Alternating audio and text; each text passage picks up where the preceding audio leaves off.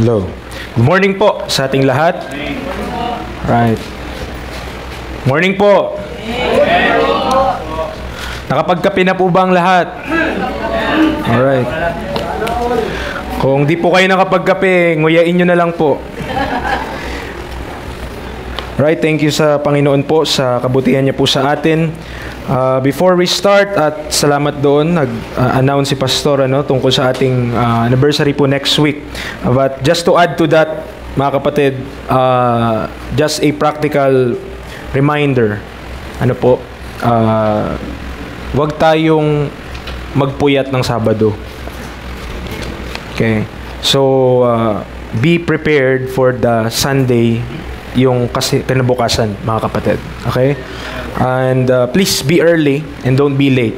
So, sayang ang mga handa nating pagkain kung yung kaluluwa natin hindi mafe-feel, no? So, what's the use? Nakakain ka lang para ka lang nag-attend ng birthday party. Pero wala kang, yung soul mo ay hindi na-feel ng salita ng Diyos. Amen? So, wag po niyong i-miss yung blessing na matatanggap po natin mula sa salita ng Diyos. Tayo po tayong lahat, mga kapatid, and open your Bible on Romans 12:2 and Colossians chapter 4, verse number 12. Dalawa pong passage ngayong umaga. Okay. Romans chapter 12, verse 2 and Colossians chapter 4, verse number 12.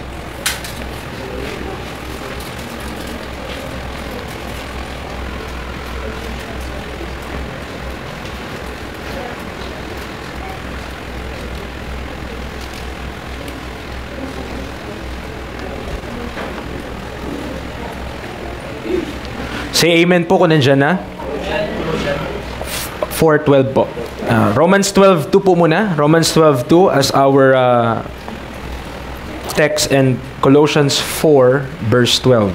Romans 12:2, sabay-sabay po tayo. The Bible says, "And be not conformed to this world, but be transformed by the renewing of your mind, that ye may prove what is that good and acceptable and perfect will of God." Colossians 4 verse 12. Colossians chapter 4 verse number 12.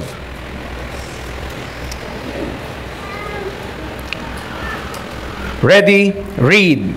"Epaphras, who is one of you, a servant of Christ, saluteth you, always laboring fervently for you in prayers, that ye may stand perfect and complete in all the will of God." Tayo po ay manalangin. Lord, salamat po. Great God, our Father, through our Lord Jesus Christ, salamat sa umagang pinagkaloob niyo po sa amin. Thank you, Lord, that we are still alive, that we have a hope that is sure up there in heaven, even though we are going through different problems in life. Salamat po because sabi ng inyong banal na salita na hindi nyo kami pababayaan, Panginoon, and also that you will supply all of our needs. Lord, I am inadequate, I am weak, I am nothing without Thee. Alam ko po, Panginoon, na aking kakayanan, that without Thy power, I am useless. And thank you, Lord, for using this vessel for Your glory. Panginoon, nothing of me that I should glory of instead of the Lord Jesus Christ. Salamat po sa Kanya pong biyaya po sa aming lahat. And Lord, fill our minds and hearts with understanding this morning about what we are about to tackle. In Christ's most precious name, amen and amen. Tayo po ay makakaupo. So I added Colossians chapter 4 verse 12. So instead na atin pong i-deal just the doctrine about the will of God, because we are on the topic of the will of God, no? Lord willing, we will divide this into four lessons. And this will be the first one, Lord willing lang, mga kapatid, no? So, di tayo magsabi kasi we don't boast of tomorrow kasi hindi naman natin alam kung ano meron bukas. Amen. So I'll give you first the topic at hand. So we are dealing with discerning the will of God.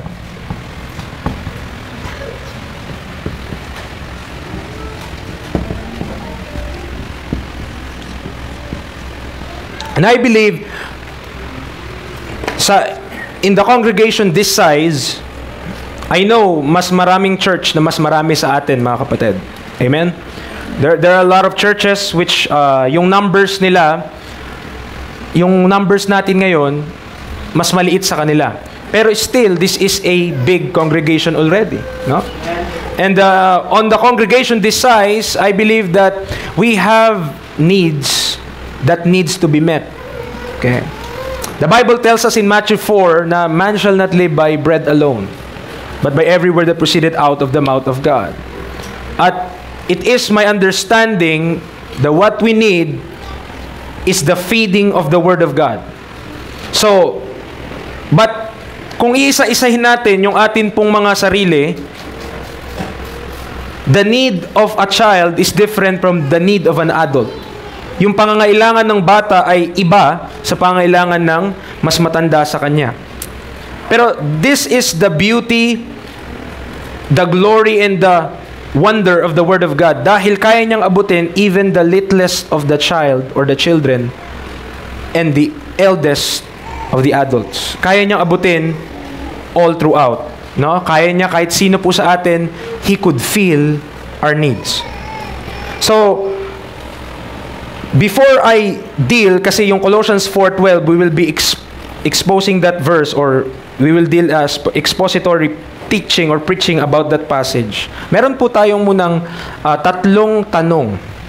Okay? So, I desire na i-impress ito sa ating mga puso, mga kapatid, and I hope the Holy Ghost will impress this in our hearts, na about this topic, isipin natin itong mga tanong na ito. Okay. Number 1, are you where God wants you to be? Are you where God wants you to be?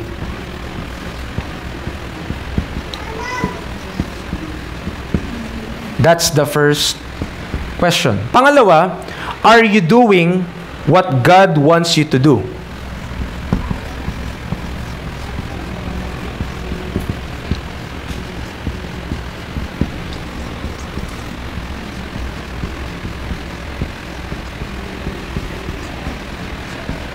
At pangatlo, are you becoming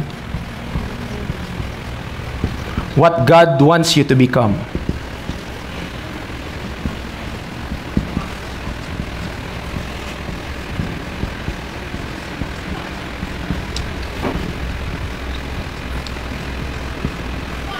Three questions that should govern our understanding this morning of what it is to discern the will of God. Mga kapatid,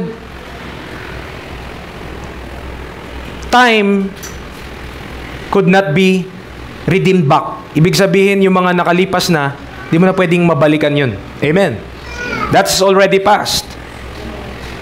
But we have time now, as we are now living in this moment, to seize and to redeem. Yung panahon na meron tayo ngayon, we have that by the grace of God. God gave that to us. And the questions are, nandun ka ba sa lugar na gustong ng Diyos na nandun ka? Ginagawa mo ba yung gustong ng Diyos na gawin mo? At pangatlo, nagiging ikaw ba yung dapat na maging ikaw ayon sa kalooban ng Diyos? Because if not, then, mga kapatid, you are not in the will of God. When we talk about the will of God, we are dealing with ano yung gusto ng Diyos na mangyari sa buhay mo. Ano yung gusto ng Diyos na mangyari sa ating buhay, and particularly, anong particular na dapat nating gawin while we are still in the flesh. We know what's in our future. That is heaven. Amen.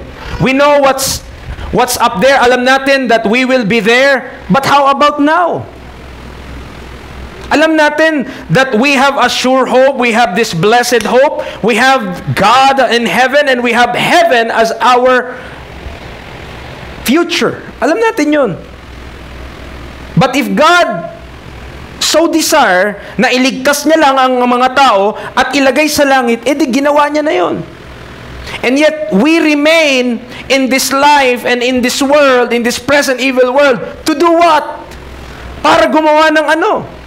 And those are the questions that should be asked. No, dapat nating itanong sa ating mga sarili, nagagawa ko ba kung ano yung gusto ng Diyos na gawin ko? Or, sa katamaran ko at sa procrastination ko at sa pagpapabaya ko, I am not doing what God wants me to do. Are you still there?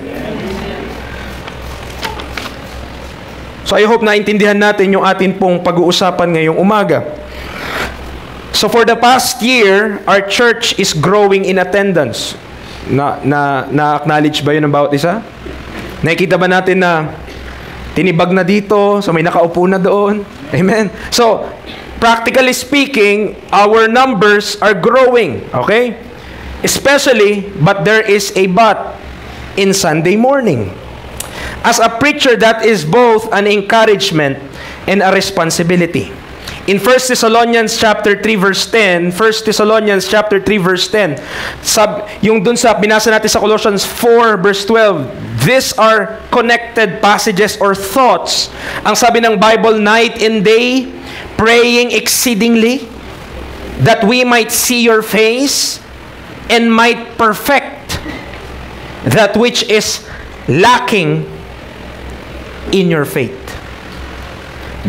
And might perfect that which is lacking in your faith.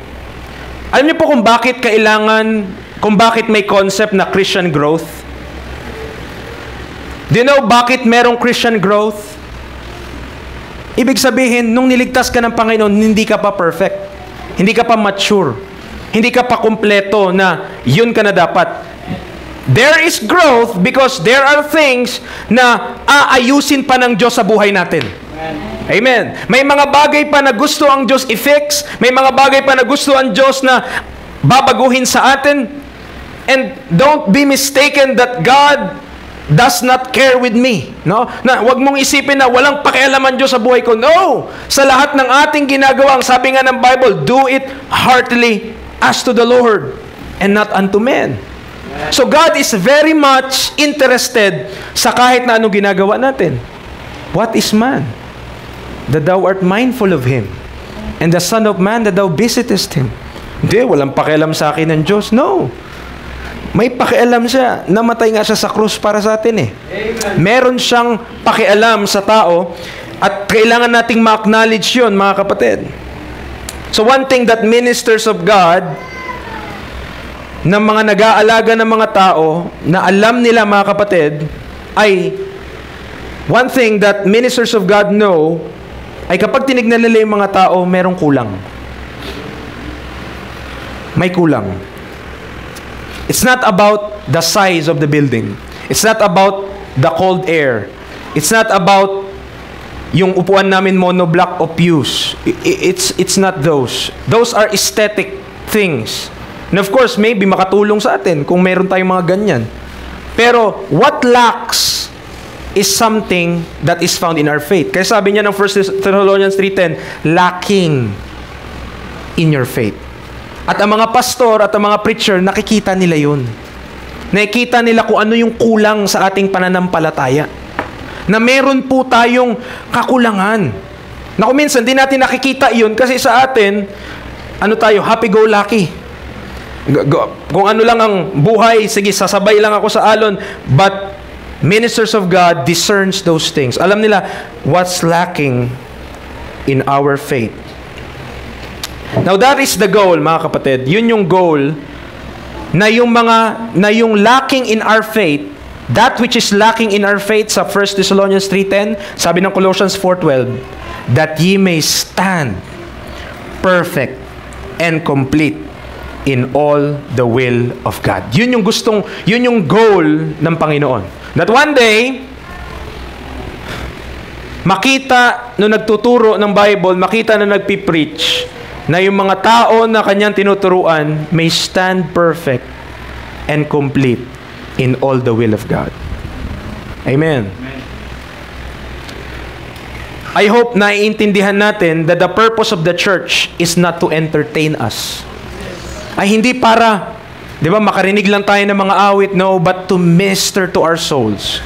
Para tayo po ay matulungan, para po tayo ay ma-uplift. Kung tayo ay depressed, tayo ay uplift. Kung tayo ay puffed up, tayo ibagsak, mga kapatid.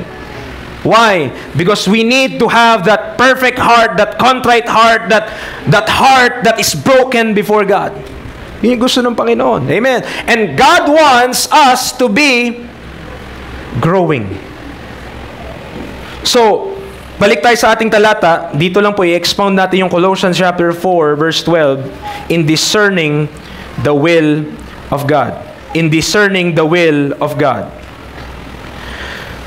Babasahin ko ulit po yung ating passage. Epaphras, who is one of you, a servant of Christ, saluteth you, always laboring fervently for you in prayers, that ye may stand perfect and complete in all the will of God. So meron akong outline ngayon, believe it or not. Amen. Amen. So may outline tayo ngayon na 4 points na nagsisimula sa letter S. Amen. So number 1, servant. Pangalawa, supplication. Pangatlo, scope. And pang-apat, success. Let's first look on the first point. And that is the servant. So dito ko na lang po ulagay, the servant. One thing that we should acknowledge about the will of God, mga kapatid, ay merong mga tao na nauna sa atin. And those people walked with God before us, and they know the will of God better than us. May mga tao na mas alam nila yung kalooban ng Diyos dahil mas lumakad na silang kasama ng Panginoon sa mahabang panahon. So they know the will of God better than we know the will of God. And we should be aware of their existence. Mabasa natin sa ating talata, Epaphras, who is one of you, a servant of Christ. And we're speaking about Epaphras kasi sabi ng talata, si Epaphras na isa sa kanila, isa sa mga taga-Colosas ay isang lingkod ni Kristo. In this matter of discerning, knowing, and acknowledging that there is a thing called the will of God in this life, we should be aware also of the existence of men who knows the Bible and God Himself. Amen. Not everybody that preaches the Bible knows God. Hindi lahat na nagpipreach kilala si Kristo. Hindi lahat na nagpipreach kilala ang Diyos. Amen. But there are those who knows God. Nakikilala siya. And personally has been thought himself about this subject. So look at this man, Epaphras.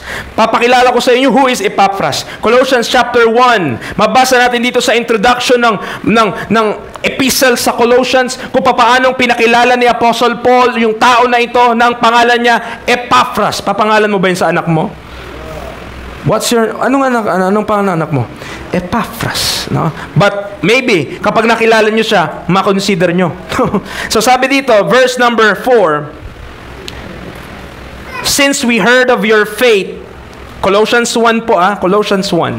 Since we heard of your faith in Christ Jesus and of the love which ye have to all saints. So narinig ni Paul yung pananampalataya na meron yung mga taga-Colossians. And by the way, hindi pa po nanggagaling si Paul sa lugar na yun.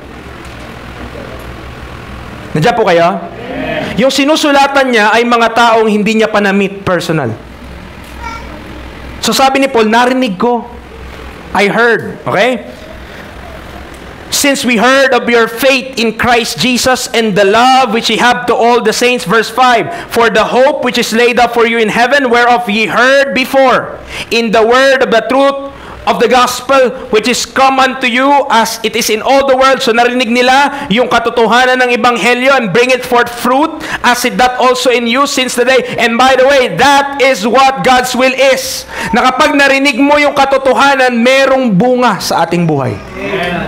The Word of God is not meant to be received and to be consumed na walang epekto sa ating buhay. The Word of God must be put in us, and that Word in us will work out of us.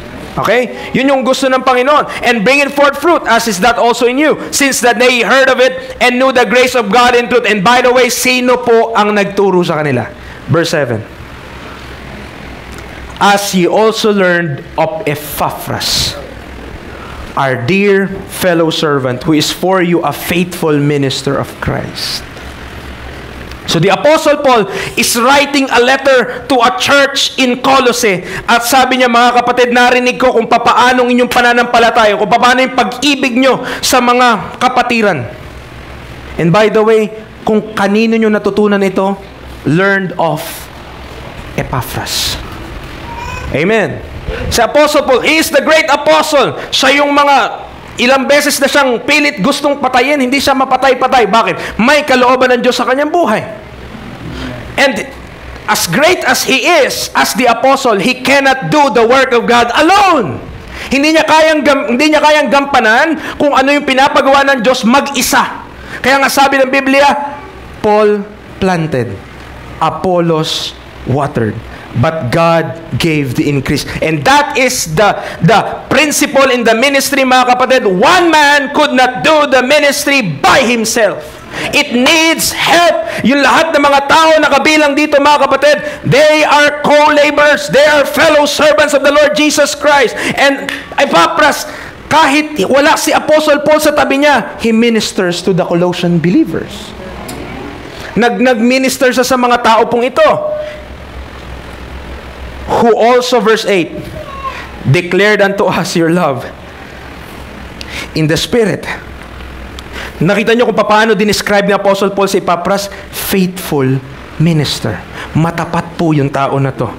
Pero isang bagay na hindi mo makikita sa Book of Colossians na declare tungkol kay Epaphras ay makikita mo sa Philemon, Book of Philemon, kahit anong chapter pwede. Philemon, verse 23. Bago mag-Hebrews, that is the epistle to Philemon. And this is another piece of our understanding about the servant named Epaphras. So si Epaphras, according to the book of Philemon, chapter number 1, verse number 23, look at kung anong description ng Bible sa kanya. Okay? Nawala. Lumipad. Anong sabi ng Bible? There, salute the Epaphras. Anong sabi ng Bible? My fellow prisoner in Christ Jesus. Do you understand kung ano yung ating binasa? Meaning to say, this servant na naglingkod doon sa Colossae, na nagminister sa kanila faithfully, na nagturo sa kanila ng salita ng Diyos, ay nakakulong. Nung pagdating ng Book of Colossians, nung sinusulat na ni Pablo yon, nakakulong na din po si Epaphras kasama niya. Kaya ang tawag niya na fellow, hindi lang fellow servant, fellow prisoner. Fellow prisoner, mga kapatid. At bilang fellow prisoner ni Apostle Paul, o kapwa nakakulong. And by the way, hindi po sila kinulong dahil nakagawa sila ng krimen. Nandiyan pa po ba kayo? Kinukulong sila dahil sa pangangaral ng salita ng Diyos. Kinulong sila dahil ang tigas ng ulo nila, wag na kayo mag-preach, nanggugulo kayo, hindi sila papayag. Bakit? Kasi the Word of God is not bound. Hindi pa pwede ng salita ng Diyos ikulong mo. That's why even in that prison, they still proclaim God's Word. Amen. And by the way, it is in the prison that Acts 16 happened. Nung alam nating believe on the Lord Jesus Christ and thou shalt be saved, that's in the prison. Habang yung Philippian jailer, mga kapatid, ay nandoon siya, nagbabantay sa kanila, napapakinggan niya yung awitan ni Pablo at ni Silas. Habang naririnig nila yung mga bagay na yon, abay, biglang lumindol. At lahat po, pwede na silang tumakas, pero walang tumakas.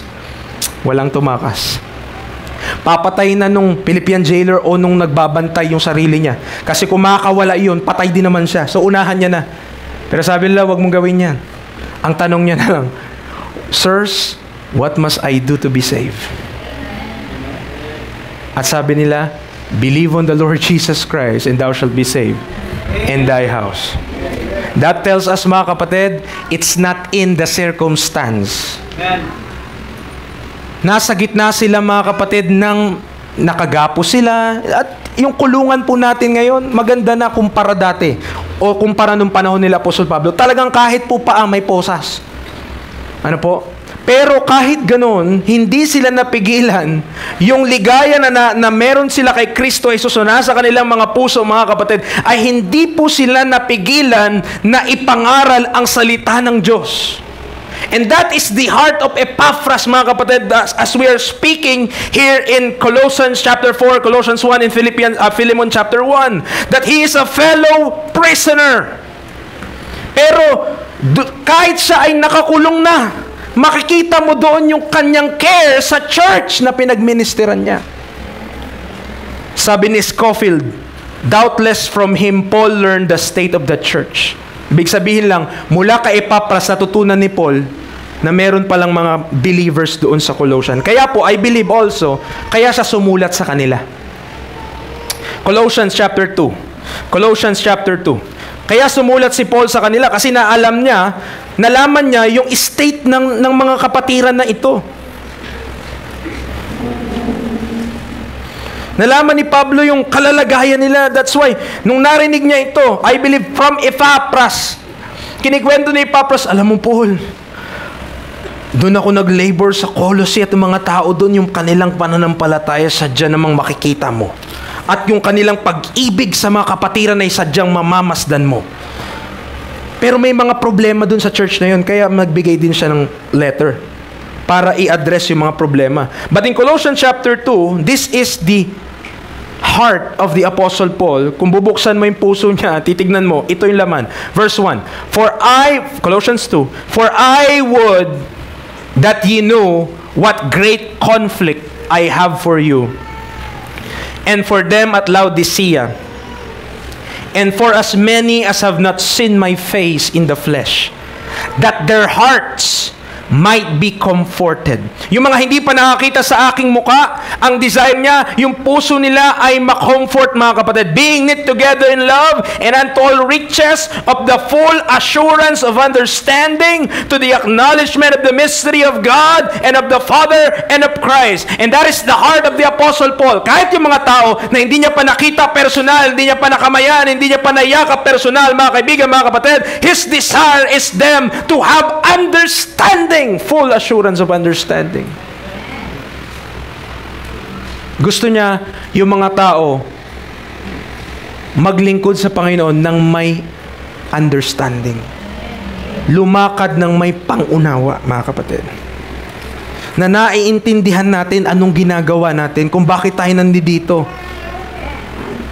Kung bakit tayo may anniversary.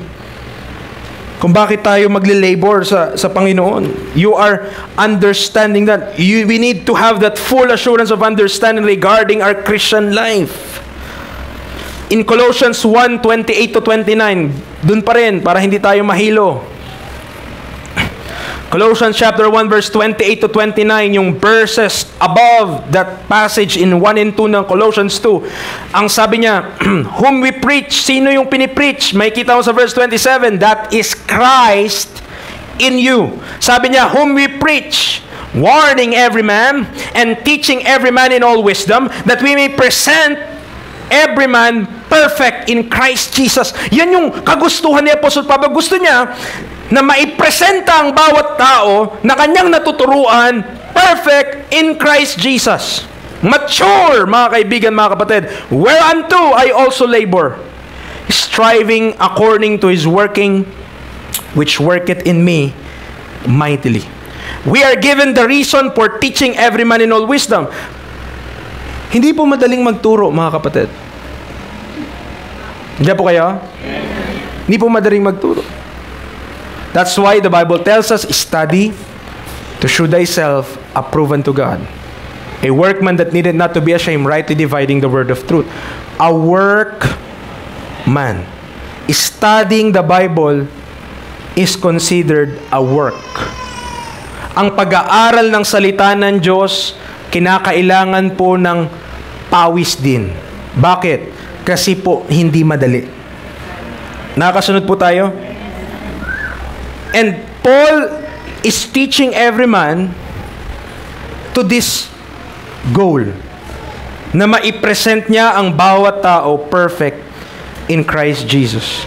And I believe this is speaking of a day na kapag lahat tayo nandoon na sa taas, sa judgment seat of Christ, ipepresent tayo sa Panginoong Jesus. Nandiyan pa po kayo? There will be a judgment for believers na kung anong nagawa mo, isasalang sa apoy, whether it be good or bad, at ipapakita doon kung gold, silver, precious stones, wood, hay, stubble, that is your life's work. Yun yung buhay mo. Idadaan yun sa apoy. And Paul is speaking of that day that he may present every man perfect in Christ Jesus. So we should know kung kanino to po tayo nakikinig. A servant of Christ will teach you about the will of God. A servant of Christ desires na malaman mo kung ano yung kalooban ng Diyos sa buhay mo. Nandiyan po ba tayo? Amen. What is the use of going to church every week without knowing the Lord Jesus Christ and without the life being changed?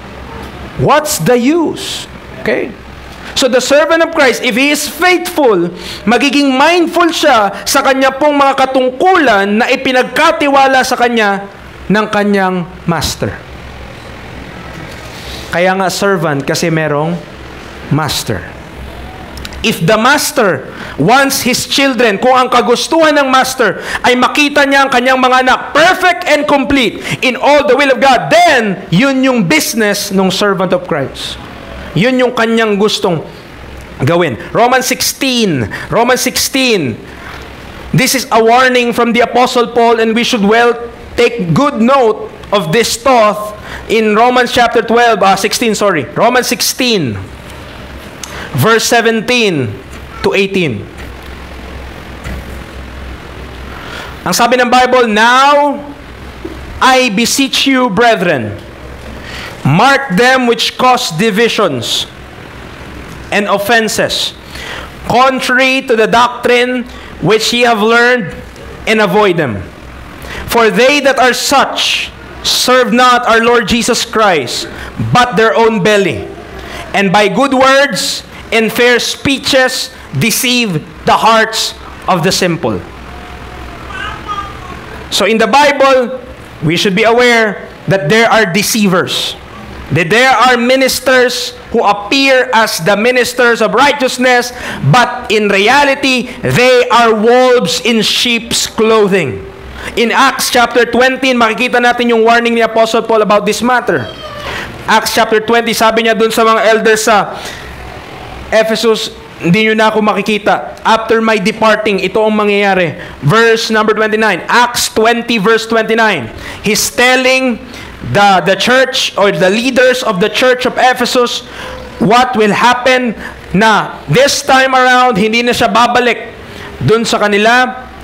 Ang sabi ng Bible, "For I know this," in Acts 20:29, "that after my departing shall grievous wolves enter in among you, not sparing the flock." Not sparing the flock. So as servants of Christ who labor among you in word and doctrine, it is our solemn duty, iyon po ay aming responsibilidad, to feed you and to protect you.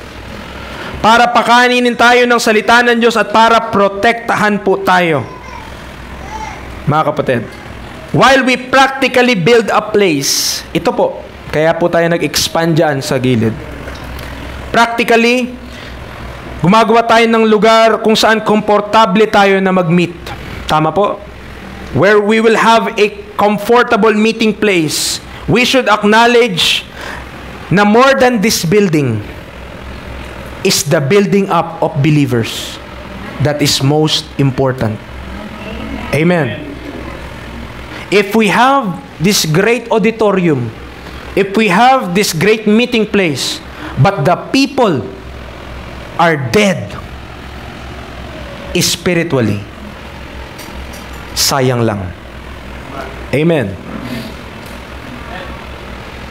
Pero kung ang mga tao that are here have that heart that is revived by God, that have fire in their bones, in their service to the Lord Jesus Christ, amen, we're doing something. We're doing some. Mga kapatid, mahirap pong mabuhay sa panahon ngayon. Napakaraming distraction. Unlike nung panahon ng mga kanunuan, di ba? Wala pa masyadong technology, kasimple ng buhay. Tama? Very simple life. Pero ngayon, ang dami na, ang hirap na, puro computer na, puro distraction na, bilis ng panahon, 'di ba? Hindi ka pa nakakabangon, may bill na naman.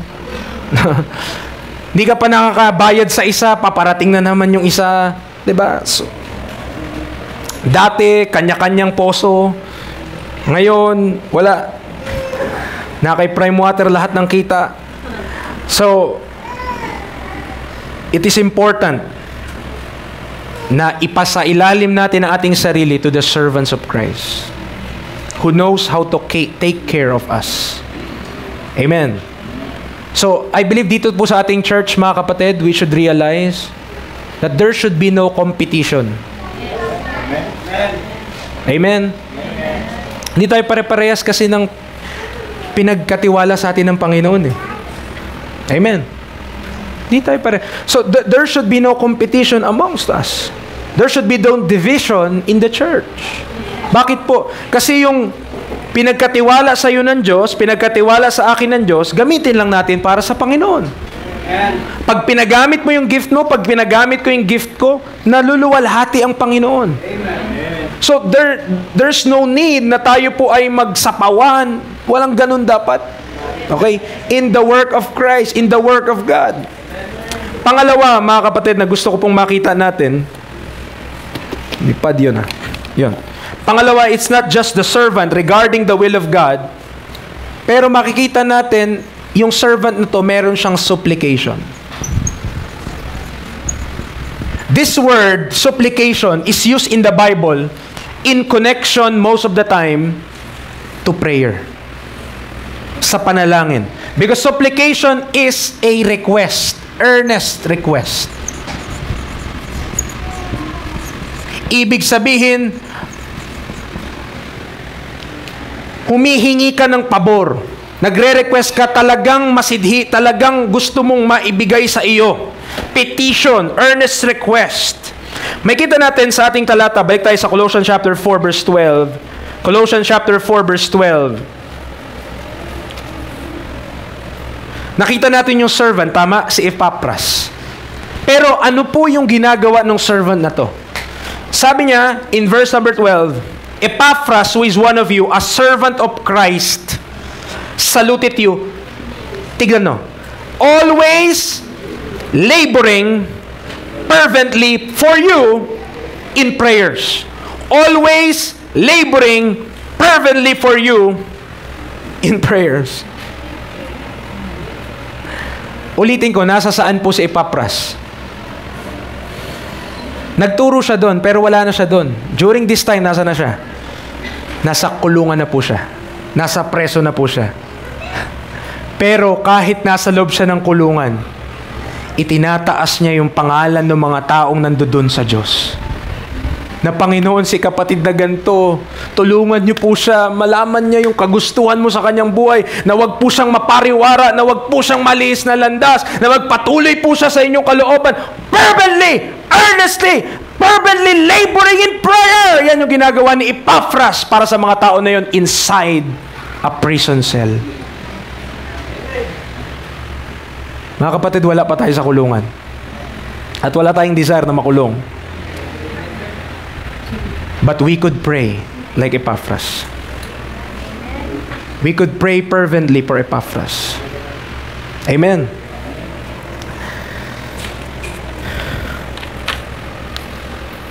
Tignan nyo, Colossians 1. This is the same. Papaano yung fervency?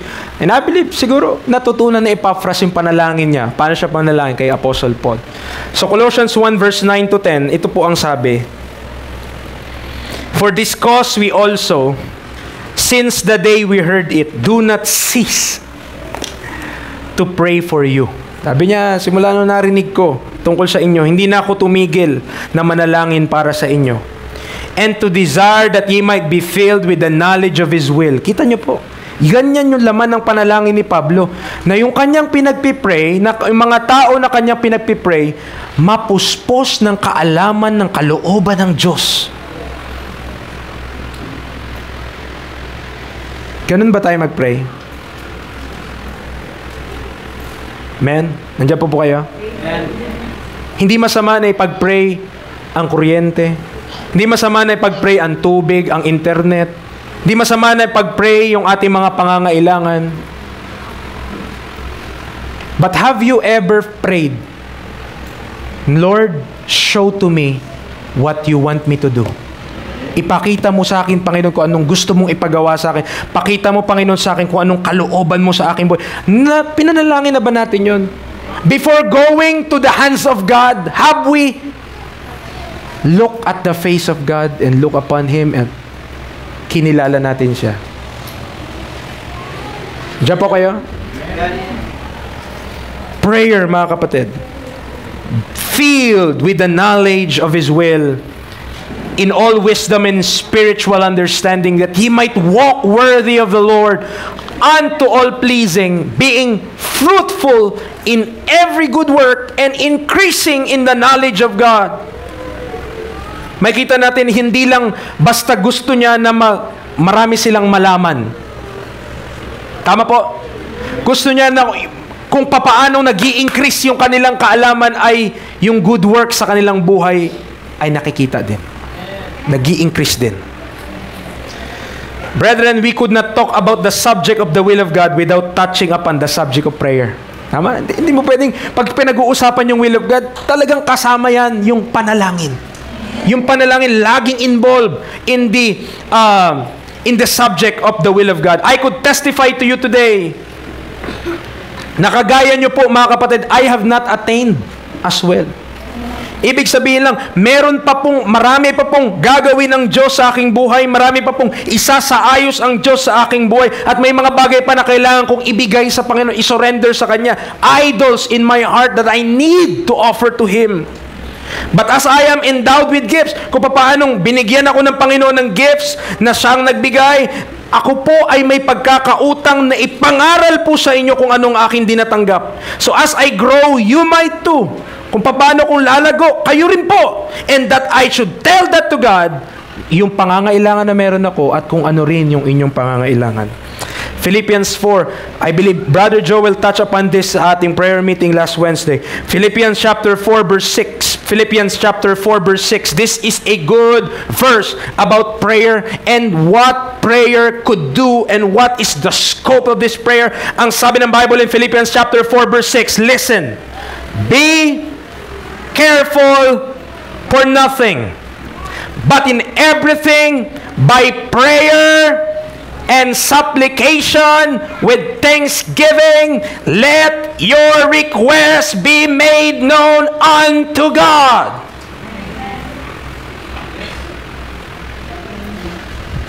Nakapag-pray ka na ba?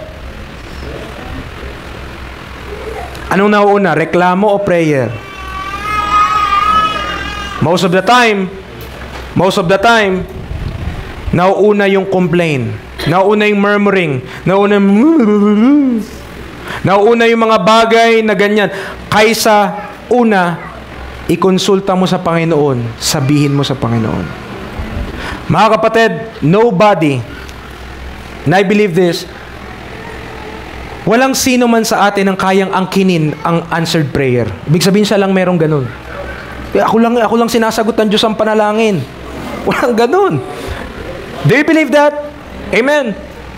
Ang Philippians 4:6 ba sinulat lang para sa mga pastor? Ang Philippians 4:6 ba sinulat lang para sa mga choir member? Hindi po. Ang Philippians 4:6 ay sinulat para sa lahat ng mananampalataya. At ang sabi ni Apostle Pablo, be careful for nothing, but in everything by prayer and supplication. Ibig sabihin, dapat lahat pinagpipray natin.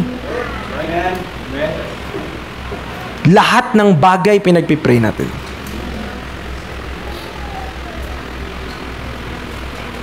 Pag-pray natin yung pag-aaral natin. Pag-pray natin yung trabaho natin. Pag-pray natin yung negosyo natin. Pag-pray natin yung mga kapitbahay. Lahat ipag-pray natin. Preacher, hindi ako makaka-attend. Bakit? Busy po kami sa school namin. Pag-pray mo, Lord, wag nawa sana kami maging busy sa school para kami makakadalo palagi. Sabi ng Bible, be careful for nothing, but everything by prayer. And sometimes we became atheists in believing God. Because we don't believe that even yung mga bagay na secular, we could pray about that. Nililimitahan mo ang Diyos? Ang Diyos ba pang church lang? Hindi ba't ang Diyos is the God of everything? Is the God of above and God in earth beneath? Mga kapatid, God is in control. He could answer your prayer kahit gaano pa ka inisipin mo kano ka liit yun or ano. Amen. Amen.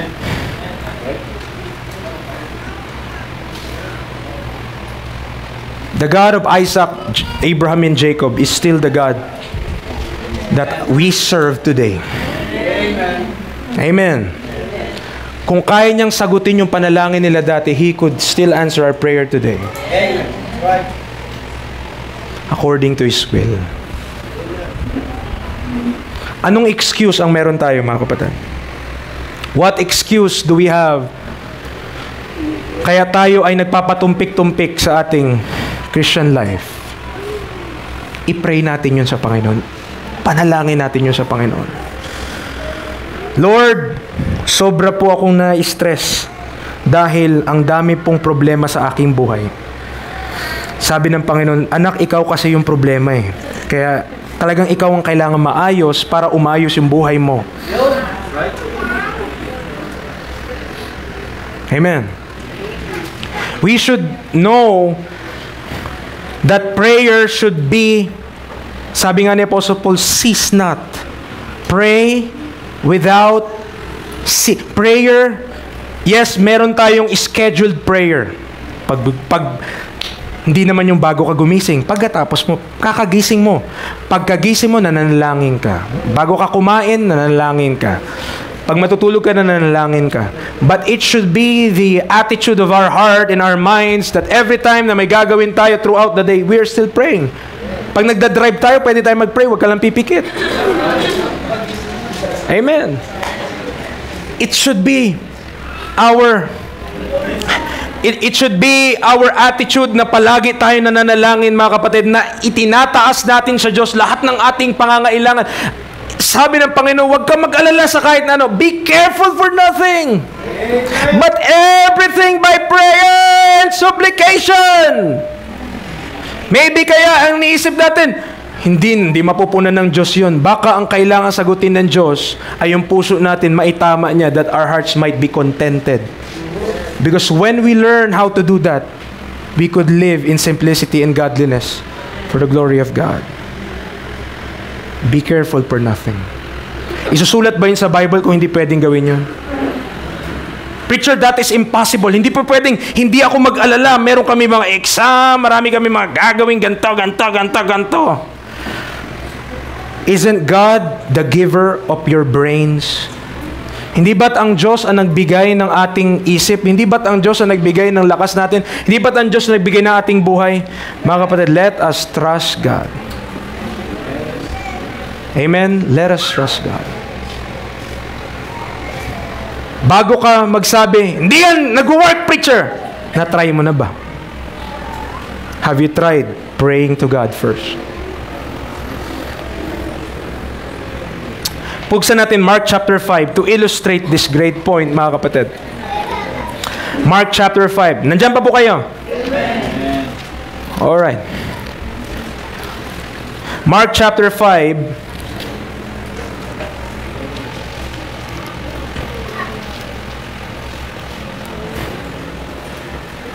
About this point of supplication or prayer sa Panginoon na mag-hingi tayong request sa Kanya. Mark chapter 5 verse number 1. This is the context. Punta ko doon para po makita nyo po yung flow ng kwento na ito. And they came over unto the other side of the sea, into the country of the Gadarenes. And when he was come out of the ship, immediately there met him out of the tombs a man with an unclean spirit. So merong tao na merong masamang espiritu sa kanya, maruming espiritu sa kanya. Naalala nyo po, na-preach natin to? But there's a point here. Who had his dwelling among the tombs, and no man could bind him, no, not with chains, because that he had been often bound with fetters and chains, and the chains had been plucked asunder by him, and the fetters broken in pieces. Neither could any man tame him. And always, night and day, he was in the mountains and in the tombs, crying and cutting himself with stones. So tagang susugat siya. Nagpepenitensya siya, mga kapatid, mag-isa. But when he saw Jesus afar off, he ran and worshipped him, and cried with a loud voice and said, What have I to do with thee, Jesus, thou Son of the Most High God? I adjure thee by God that thou torment me not. Kilala niya kung sino si Jesus?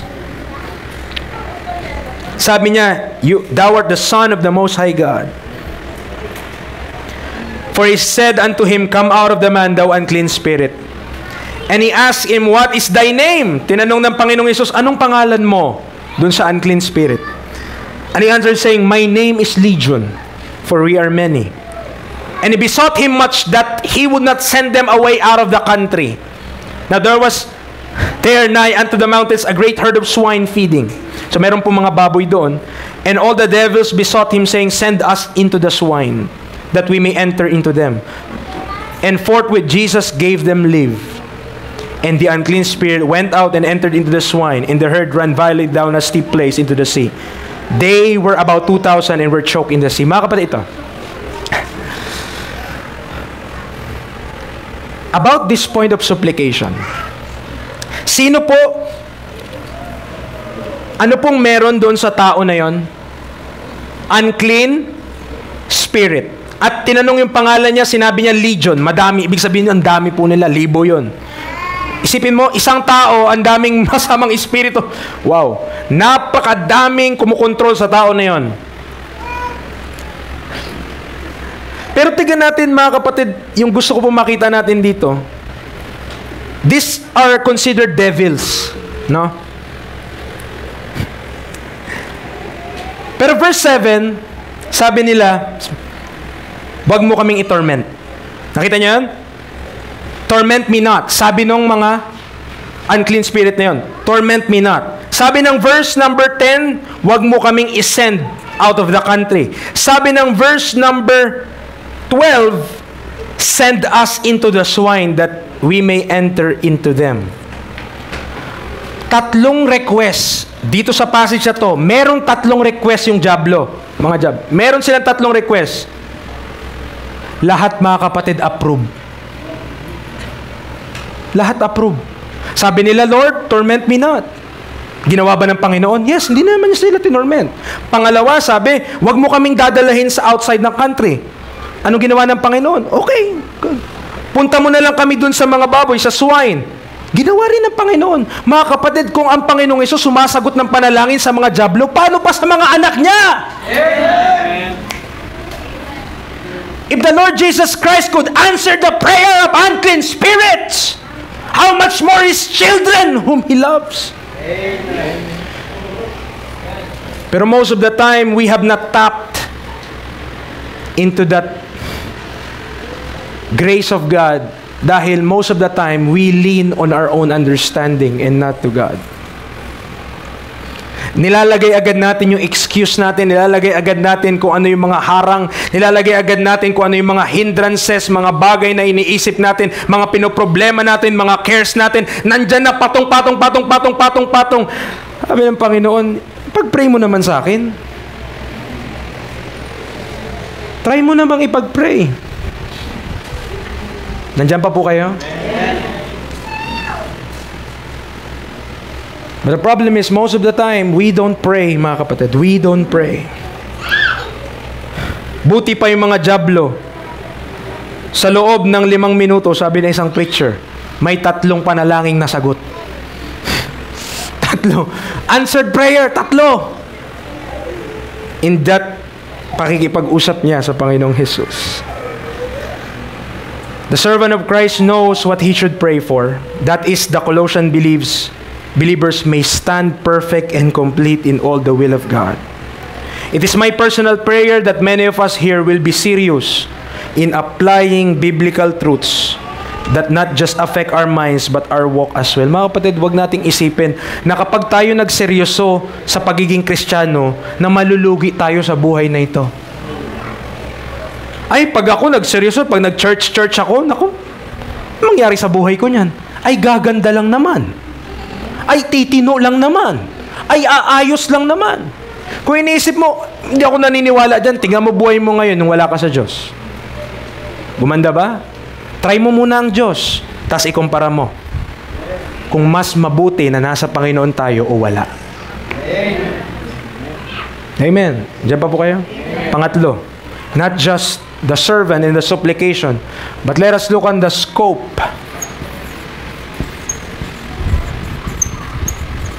The scope.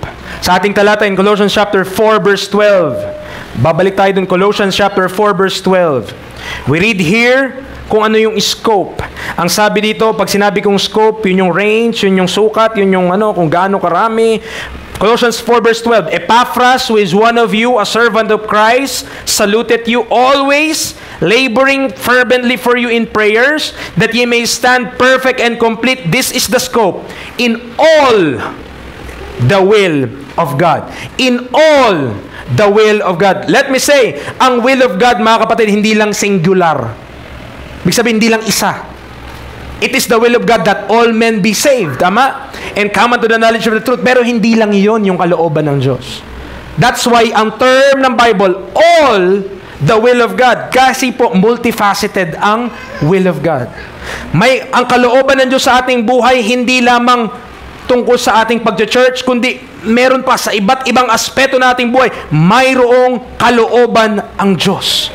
In 1 Timothy 4:12, meron tayong list. In 1 Timothy 4:12, sabi niya, be thou an example in the believers in word. So kalooban ng Diyos na baguhin, ayusin yung ating pananalita. In conversation, kalooban ng Diyos na ayusin yung ating behavior, yung ating pamumuhay. Also in charity, kung paano tayo makitungo sa ating kapwa mananampalataya. In spirit, kung paano tayo, ano yung espiritu natin. May mga tao na laging malungkot yung espiritu nila. Tama? May mga tao na ang kanyang lang espiritu talagang down, parang pastor, linggo na naman, pastor. Church na naman. Pero may mga tao na pag may kita mo, laging nakangiti. Yung espiritu nila, hindi mo alam kung masaya o talagang ganun lang sila. Amen. Pero God is interested in all of the areas of our life, in faith, in purity. In 2 Timothy 3:10 to 11, 2 Timothy 3:10 to 11, binigay naman ni Paul yung kanyang karanasan, doctrine niya, manner of life, purpose, faith, long-suffering, charity, patience, persecutions, affliction. Ibig sabihin lang, mga kapatid, when we talk about the will of God, hindi po siya singular na isang bagay lang. Lahat ng area na ating buhay, merong gustong ayusin ng Panginoon. Baguhin para sa Kanya pong kalooban. Turn to Ephesians 5. Ephesians 5.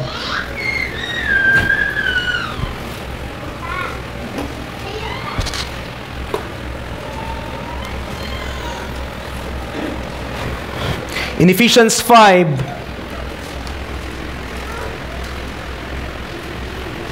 Pastor Ben and Evangelist Roji taught about this 6 human relationship. Sinasabi nila yun, 6 human relationship. They're speaking about Ephesians 5, Ephesians 6, and Colossians 3. Kung di nagkakamali, or Colossians 4. So, merong mga pinag-uutos dito, merong mga kagustuhan ng Panginoon. And this is stating in text, in clear black and white, ano yung kalooban ng Diyos. Na kung babasahin natin, magsisimula ka sa verse 22 ng chapter 5, will come up with 6 na uri ng tao na inutusan niya. You have the wives, you have the husbands, you have the fathers, children muna. Right. Okay. You have the children. Preacher, nasan yung mothers? Nasa Titus 2. Pero dito, walang utos eh. Children, fathers, then you have servants, and you have masters.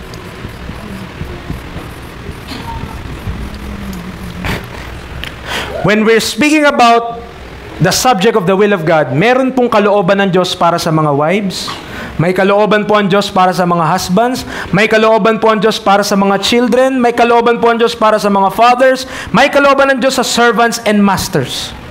Nakalagay sa Bible. Gising pa po kayo? Itong mga bagay na ito, in respect to the subject of the will of God, God desires na itama kung ano yung mga bagay na because of sin ay nagka-gulo-gulo. Nagka-buhol-buhol. Isa sa observation na gusto ko pong makita nyo dito, sa list na to. Sabi nga, wives submit, husband love, children obey, fathers, ano sabi niya? Fathers sa chapter 6, verse number 4, provoke not your children to wrath, but bring them up. Servants, obey your master. Masters, wag magiging, sabi niya in verse number 9 ng chapter 6, wag forbear threatening, knowing that your master also in heaven. So, isa sa observation na gusto ko pong makita nyo, nauuna, kapag ginawa ito ni Paul, or sinulat sa Bible, nauuna po kung sino yung magsasubmit, inuuna, sabihan. Wives muna, children muna, servants muna, bago ito. Nakita nyo? Inuna munang sabihin mag-submit bago yung utos sa pagsasubmitan. Inutusan muna mag-submit, mag-obey bago kung kanino mag-o-obey. Inutos muna kung sinong susunod bago kung sinong susundin. Amen. And in the subject of the will of God, hindi mo pwede itong sabihin na hindi ito mahalaga. Buong chapter 5, tignan nyo nga. Mahalaga po yan, mga kapatid. Preacher, hindi eh. Iba na kasi yung panahon natin ngayon. Yes, iba na nga yung panahon natin, kaya nga magulo eh. Pero the Bible is still the same. The Bible is still true. The Bible still need to be preached. Proverbs 11. Proverbs chapter 11. Wag po kayo mag-alala, yung last point natin, mabilis lang yun. Proverbs chapter 11, kasi tapos na yun eh. Okay? Proverbs chapter 11 verse 14. Proverbs 11 verse 14. Ang sabi ng Bible, ito po. Where no counsel is, the people fall.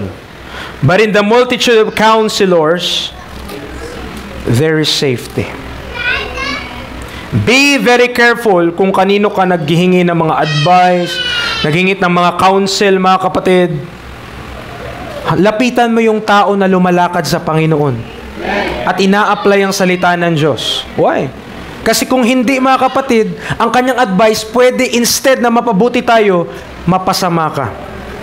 Akala mo, ang tinuturo niya sa iyo, will of God, yun pala opinion niya. Yun pala, yun yung alam niya kasing tama according sa kultura. Hindi lahat ng okay sa kultura, okay sa Diyos. Tandaan natin po yun. As we learn the Bible, preach unto us, we will see what God wants us to do, to be, to become. Nakikita natin kung anong gusto ipagawa ng Diyos, kung ano dapat tayo, kung saan tayo pumunta, kung ano dapat magiging tayo. God wants to use us. God wants to change us. Preacher, gagamitin ng Diyos yung mga young people. Masyado na kami matanda, preacher. God cannot use us anymore.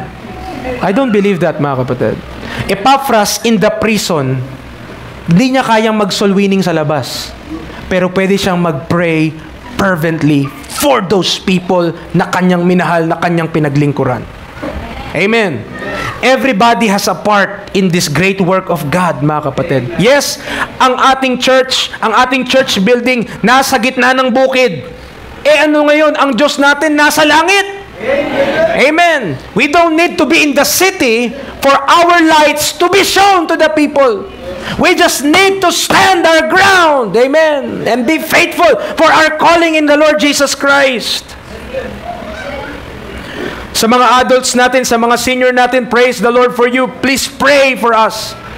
Panalangin niyo po kami, huwag niyo kaming kakalimutan sa inyong mga, pag hindi po kayo pinapatulog ng Diyos, paalala po kami ng Diyos sa inyong mga panalangin.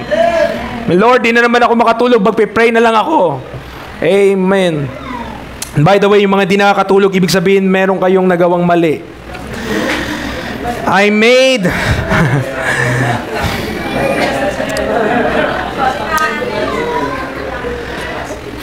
Sabi na iba, hindi na ako magagamit ng Diyos, preacher, marami na ako nagawang mali. Marami na akong mga mistake. Sabi ni Dr. Johnny Pope, sabi niya, the devil is a master by taking your past sins and failures and making your future useless. Ang sabi ni Paul, forgetting those things which are behind and reaching forth unto those things which are before. I press toward the mark for the prize of the high calling of God in Christ Jesus. Mga kapatid, yung ating mga past, yung ating mga nagawa, hindi mo na nga yun mababago eh. Hindi, wala namang time travel pabalik eh. Wait lang, ayusin ko lang, Lord. Pag naayos ko, saka ako maglilingkod sa'yo. No. What you are concerned about is the present. And don't ruin your future because your past tells so. No.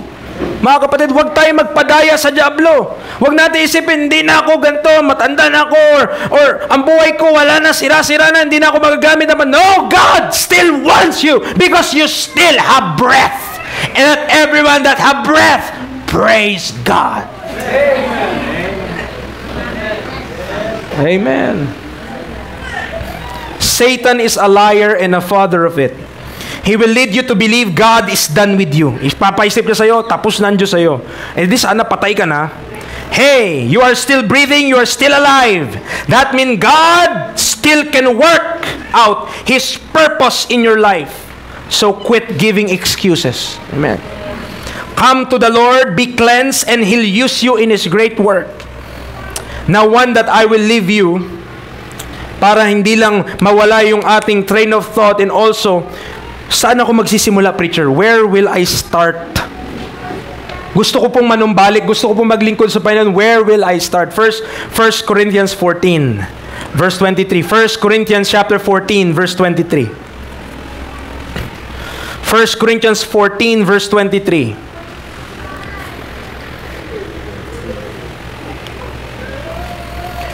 Preacher, matagal na, parang, po yun. Kung ikaw, halimbawa, kahit na ano pong atleta, kahit na ano pong larangan, kahit ano pong ginagawa nyo, kahit musician na lang kamo. Sabihin natin, tumutugtog ka ng gitara, tumigil ka ng mga 1 taon, ang hirap nang bumalik. Kasi yung kalyo mo, gumagaling na, so, ang sakit ulit. No? So kung halimbawa ganun yung sitwasyon mo, parang nawala ka sa dati mong ginagawa. So saan tayo magsisimula? 1 Corinthians 14:23. If therefore the whole church become together into one place. Yun lang yung kukunin ko. Yung principle nun, mga kapatid. Gusto mo malaman kung saan ka magsisimula? Kapag may church, be present. That's where you start. Amen? Kapag nagkamang church into one place, dapat nandun ka sa one place na yon. If we come together, the whole church become together into one place, then be in that one place. Kung dito yon, then be here. Kung sa gawain yun sa kabila, then be there. Basta kung nasaan ang church that you belong, please be present on that congregation. Amen. That's where you start. That's where you start. So that yung inyong disiplina pagdating sa paglilingkod sa Panginoon ay mananalaytay sa dugo nyo. Aba, ito na, parang pag nag-bike ka, hindi pwedeng nahinto ka ng 1 taon, ay gusto mo na agad pumunta ng Baguio. Hindi, kaya ko yun. Kaya ko yung Baguio na yun. Huwag kang pupunta doon, baloy ka lang. Baloy lang. Amen.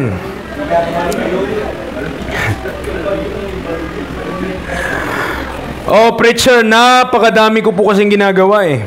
Sobrang busy ko po. Remember yung verse natin sa Philippians 4:6? Be careful for nothing, but everything by prayer and supplication with thanksgiving, let your request be made known unto God. Busy ka? Pag-pray mo, Lord, yung schedule ko po. Gusto ko pong makapaglingkod po sa inyo. Lord, please, allow me to go to church. Allow me to attend. Panginoon, pakihipo mo yung puso ng aking boss na sana po maisipan niya na magpa-day off ng linggo. Sana po maisipan niya na ganito yung pinapagawa nila sa school na hindi naman po magagamit sa tunay na buhay. So please, pakibawasan po nila so that ako po ay makakaganap ng aking katungkulan bilang isang Kristiyano. Amen. Praise God. Last point, mga kapatid. The success.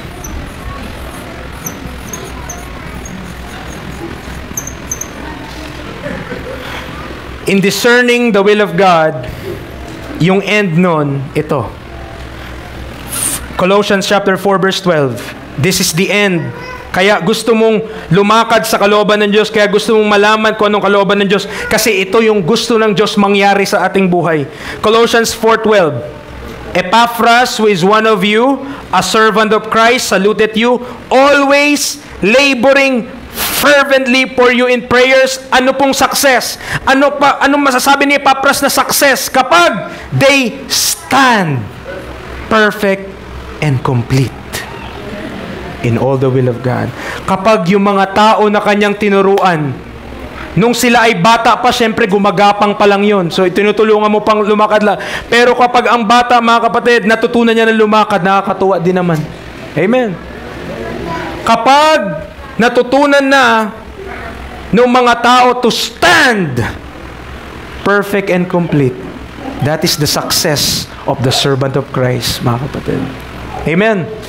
Na yung mga tinuturuan mo, natututunan nila, nagiging faithful na sila, nagte-testimony sila ng kabutihan ng Diyos. Amen. That is a blessing. Pag nag-testimony, ako po magte-testimony, dati po akong lulong sa alak, ngayon lulong na po kay Kristo. Praise God! Amen! That is success! Amen!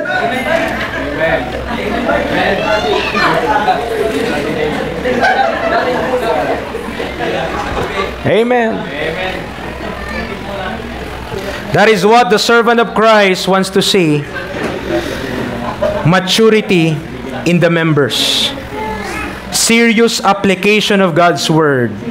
A congregation who is becoming more like Christ. Husbands who loves and sacrifices for their wife and family. Wives who are submissive and cares for the family. Young men and young ladies who minds the Lord. Lord, and attends to His work. Charity amongst ourselves. Christ-likeness. Conviction. Sabi po ni George Truett ito. Success, what is success? Is finding the will of God for our life and doing it. Sabi niya, success, what is success? Is finding the will of God for our life and doing it. Nahanap mo na ba?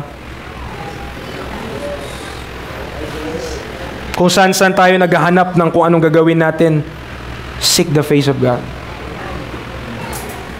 Brethren, the will of God is contained in the Scriptures. Ephesians 5:17 says, wherefore be ye not unwise, but understanding what the will of the Lord is. Magtapat lang tayo. Stick to this church. Be involved. Amen. Wag nating i-atras yung sarili natin o wag nating ayoko nang sumama dyan. Ako, involve natin ating sarili. Hindi ka papabayaan ng Panginoon. Immerse yourself with the Word of God. I pray, and this is also my prayer, that ye may stand perfect and complete in all the will of God. That is the success of the servant of Christ. Na makita niya na yung mga tao, in all the will of God, they stand perfect and complete. Amen? Na one day, makita ko yung kapatid ko, Si JR, siya naman magpipreach. Diba? Ngayon, hindi mo pa makikita yun. Ano yun? Himala. No? Kung ganon. Pero, that is, in our heart, bilang mga lingkod ng Panginoon, that is what we want to see. Amen. Na hindi ito star show na kami yung bida. Hindi po. Christ should have the preeminence in everything that we do. At kapag na-transfer yung Word of God na tananggap namin, papunta po sa inyo at na-apply nyo sa inyong buhay, nakakapakasarap po, Kaya sa naririnig, nag-away na naman si ganto. Abay, nadagdagan sila. Ganun yung narinig mo kasi talaga nag-uumapaw yung pag-ibig nila sa isa't isa. Mga kapatid, that is the success of the minister of Christ. Let's come to the Lord in prayer. Lord, salamat po. Thank you for being with us today, this morning. Lord, truly, you will do wondrous things if just your servants will be a vessel meet for the Master's use. Panginoon, I am still, wala po akong magagawa kung wala po kayo. Sa inyo ko po binabalik, Lord, lahat ng kapurihan. And what happened today, I hope, naging blessing po sa mga kapatiran. It's all you, and it's not me. It's all because I have a great God who is merciful, who, when we pray to Him, He will answer. He will provide our every need.